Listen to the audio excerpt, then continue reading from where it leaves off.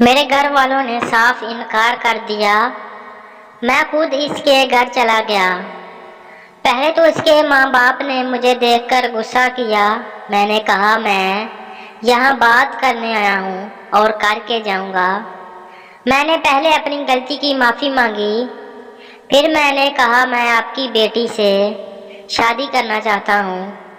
یہ سننے کے بعد اس کے باپ نے میرے منہ پر تھپڑ مارے اور گھر سے باہر نکال دیا۔ اپنے گھر سے جو انسلٹ ہوئی وہ الگ۔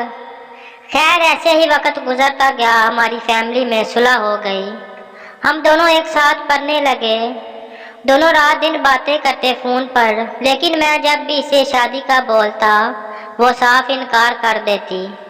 ہم دونوں کی فیملی کی بھی بہت کوشش تھی کہ ہماری دونوں کی شادی ہو جائے، لیکن وہ مسلسل انکار کر رہی تھی۔ ایک دن ہم دونوں پڑھ رہے تھے، میں نے اس کو شادی کے لیے پرپوز کیا۔ اس بار وہ غصے سے بولی اور ناراض ہو گئی۔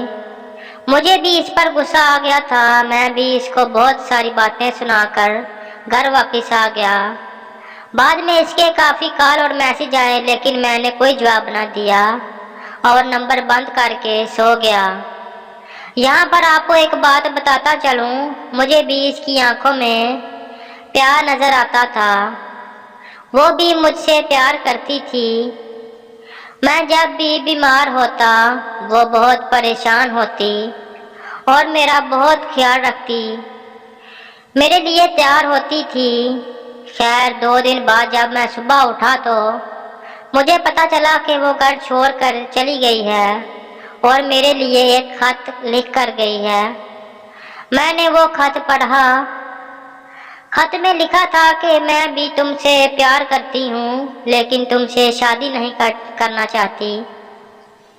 اس کی اصل وجہ یہ ہے کہ میری پہلے جس سے شادی ہوئی تھی وہ انسان نہیں تھا، وہ حیوان تھا، وہ ایک درندہ تھا۔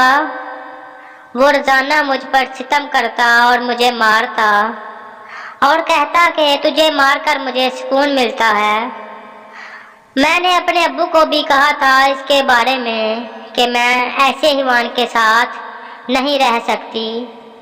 تب ابو نے کہا تمہاری وجہ سے ہماری پہلے ہی پورے خاندان میں بدنامی ہوئی ہے، چپ چاپ اپنے شوہر کے ساتھ رہو۔ پھر ایک دن مجھے پتا چلا کہ میں ماں بننے والی ہوں۔ تب میرے شوہر نے کہا یہ بچہ میرا نہیں، تمہارے اس کزن کا ہے جس سے تم پیار کرتی ہو۔ میرے شوہر نے مجھے بہت مارا، اتنا مارا کہ میرے جسم سے خون نکلنے لگا۔ میرا بچہ میرے پیٹ میں مر گیا۔ پھر ڈاکٹر نے کہا یہ ماں نہیں بن سکتی۔ اس کے بعد اس نے مجھے طلاق دے دی۔ مجھے اس غلطی کی سزا ملی ہے جو میں نے کبھی کی ہی نہیں۔ تم بھی میرا انتظار نہ کرنا اور کوئی اچھی سی لڑکی ڈھونڈ کر شادی کر لینا، میں اب واپس نہیں آؤں گی۔ پھر 2 دن بعد نہر کے کنارے اس کی لاش ملی۔ میں بہت رو رہا تھا کیونکہ میں نے اپنی زندگی اپنے ہاتھوں سے برباد کی تھی۔ اپنی محبت کو کندھا دینا بہت مشکل تھا اور میں اپنی 17 سال کی محبت کو اپنے ہاتھوں سے دفنا کر آ رہا تھا۔ میں اسے یاد کر کے بہت روتا ہوں۔ تنہائی میرا مقدر بن چکی ہے۔ نیند کی گولیاں کھاتا ہوں لیکن وہ بھی اثر نہیں کرتی۔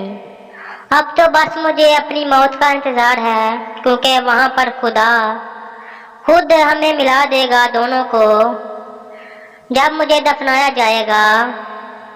یہ تھی میری غموں کی کہانی۔ اللہ حافظ۔